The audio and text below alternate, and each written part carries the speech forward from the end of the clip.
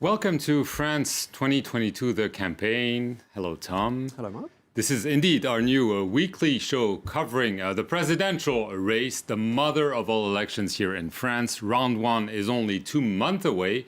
And after weeks of pandemic, the campaign is finally starting in earnest. Candidates are on the move. Some are hoping to win, others to make a name for themselves. Let's take a quick look at the lay of the land with the main contenders from all the way from the far left to the far right. Mark, who have we got? Yes, we begin on the far left. Jean-Luc Mélenchon, it's his third presidential campaign. He said it would be the last. He's the leader of France Unbowed, more towards the center, but still on the left. Former Justice Minister Christiane Taubira, the mayor of Paris, Anne Hidalgo, who's representing the Socialist Party, and Yannick Jadot, who is the Green Party candidate. In the center, you have the incumbent, Emmanuel Macron, who has not declared himself yet. On the right, you have the conservative contender, Valérie Pécresse. And on the far right, you have both Marine Le Pen and Éric Zemmour. Okay, so that's who's who. What is everybody's chances looking like at this stage? Because I gather a survey published by Ipsos came out on Saturday. What did it say? Well, it says basically that the incumbent, Emmanuel Macron, who is the only one among all the candidates we're going to see in this poll, has not declared himself, but everyone knows that he will indeed be a candidate. He's well ahead. He remains ahead of a pack, and leading the pack behind him is Valérie Pécresse, the conservative candidate with over 16%, and she's closely followed by the two far-right contenders, Marine Le Pen and Éric Zemmour, both polling at 14%.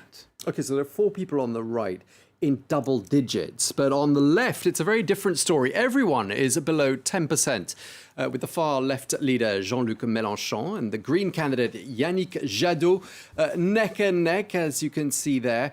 The two Social Democrats, Anne Hidalgo and Christine Taubira, are way behind there. You can see 4% and 3% respectively. So that's the first round. Mark, what would happen in a second round? Well, this poll only puts Emmanuel Macron against two other contenders. The first one is Valérie Pécresse, who's leading the pack.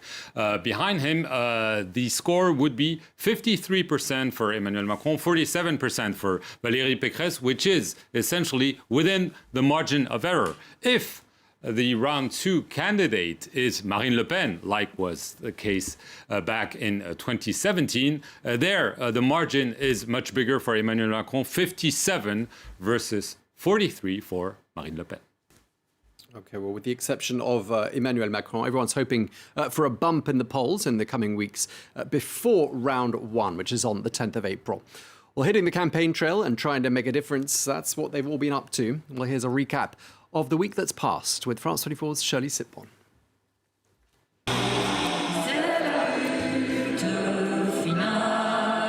Fabien Roussel is a rising star in the campaign, and he is a communist, the first candidate the far-left party has presented in 15 years.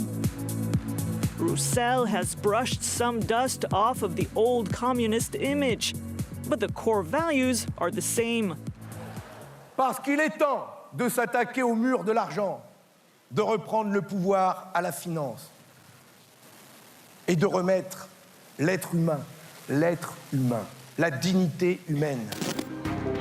Christiane Taubira wanted to pick up speed after winning the left-wing primary organized by voters. But she lost momentum after freezing when asked about welfare benefits. Oui, mais on y ajoute, voilà, on peut y ajouter l'APL d'une part, et puis je considère que Taubira found some moral support on the island of Oléron. Vous êtes courageuse, c'est bien. J'ai l'habitude des attaques d'une très grande violence, donc je ne me fais pas d'illusions dans cette campagne. Green candidate Yannick Jadot tried to bring the environment into the campaign. Although global warming is a concern, it hasn't been a major theme, and Jadot lags in polls. Liberté, égalité, fraternité, pour nous, ce sont les valeurs. Nous sommes là à la République, parce que l'écologie, c'est la République. Jean-Luc Mélenchon believes turnout will be key in the election. This week, he stressed the importance of hoping, even when leftist parties are struggling. La résignation, matin, midi et soir. D'ailleurs, vous avez perdu d'avance, vous êtes trop nombreux. Moi, je ne rentre pas là-dedans. Courage, détermination. Marine Le Pen and Éric Zemmour faced each other in a distant duel. This time, Zemmour's goal was to address economic problems with his specific trademark. On ne trouve plus beaucoup d'usines, mais on trouve beaucoup de mosquées. On cherche la France et on ne la trouve plus. Il y a un lien évident entre l'explosion de l'insécurité et ces vagues d'immigration que nous subissons. He is still not running, at least not officially. But Emmanuel Macron has gathered the 500 backings necessary to run. Everything is ready and set for when he decides to go. That's all for this week, folks. Until we meet again. So that's the wrap for this week with Shirley Sitbon. And we're joined on the set by our own Angela Diffley. Hello, Angela. Hi.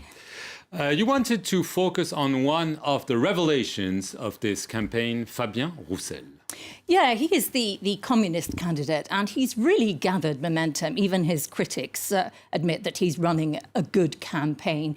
He has tried to appeal to a slightly happier, slightly more nostalgic left, and some of his comments, which were no doubt put out there deliberately, he talked about French gastronomy being a good wine, some good meat, and some nice cheese. And that gained a lot of traction. And he clearly wants to promote the idea of a nostalgic, a different kind of French left. He thinks that the left has become too interested in banning things, and he's trying to promote something a little bit more cheerful, and it seems to be working so far. Whether that will translate into votes is another question, because communism is an ideology which has failed broadly around the world. So whether a good campaign will translate into votes, or whether it will be seen in a few weeks, in a few months, as a good lesson on how to run a good campaign and something for other left-wing candidates to watch is interesting to watch. Much less identity politics,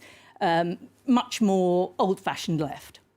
OK, we'll be keeping a close eye on Fabien Roussel and his chances. Thanks for that, Angela.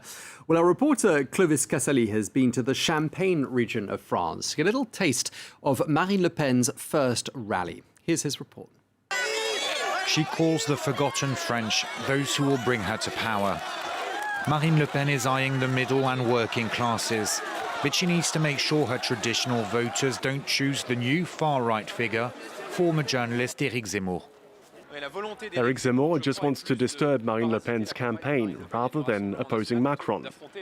The closer we are to getting into power, the more obstacles there will be in our way. We've been fighting that for 40 years because we have the support of a majority of French. Several figures of the RN party have joined in recent weeks Éric Zemmour, and more could soon follow. Marine Le Pen has warned that those who are tempted to betray her should do so now and not expect to ever come back. Here in Reims are gathered the most loyal of Le Pen supporters, and they are rather sceptical of Éric Zemmour. We all know that Zemmour is handing out money to our party members to try and recruit them for his Reconquête movement. A lot of those who left were elected as National Rally candidates, and thanks to the RN voters. So it's a form of treason. They're cowards, not worth being talked about. Le Pen supporters feel she's adopted the right strategy in appearing more moderate than Zemmour. Marine is a lot less categorical and more interested in social issues. Less racist also. She's actually not racist, as some say. She's not aggressive with immigrants. She just thinks, like us, that foreigners who are good, who respect our traditions and our laws, can stay. Those who don't need to go back to their own countries. Le Pen says her only real opponent is Macron and is convinced she will face him in the second round. To fend off competition from Zemmour, she is planning to campaign hard in small towns and rural areas. Well, clearly this is new on the far right to have such a rivalry. Obviously, the far right is very high in the polls, around 30%. Angela, what is the main difference between Marine Le Pen and Éric Zemmour? He says he would never have stood. He said, I didn't want to stand. I share many of her ideas, but she's clearly going to fail. This is her third time. She can't do it. So it's time for someone else to have a go. That's his line. And they share the same ground. They both think there is a major law and order problem in France. The polls would appear to back that up. 64% of people say Macron has done a bad job on that. And they both fear that freedoms, traditions and culture in France are under threat and should be defended more aggressively. So they both have the same territory. She has two main problems, I would say. She has a bit of a competence issue. She performed very badly in the debate with Emmanuel Macron last year, and many people feel she might not be up to the job. The other thing is her voters tend not to turn out. His voters so far look more, according to polls, look more ready to turn out for him. He himself is the son of Algerian immigrants, Jewish Algerian immigrants, so a very different background, and he's a former journalist. But he's perfect. Thanks for that, Angela. Well, let's cross the border now and travel to Brussels, the beating heart of the European Union. And we can see there how the debates on the rule of law is raging in several European countries and how that's impacting the French presidential race. France 24's Dave Keating filed this report. Welcome to Brussels, the working capital of the European Union. After Brexit, French presidential candidates from the far right and far left no longer dare suggest that France should leave the European Union. Instead, they're laying out their own vision of what they think the EU should be. And one big area of contention with French President Emmanuel Macron is the area of rule of law.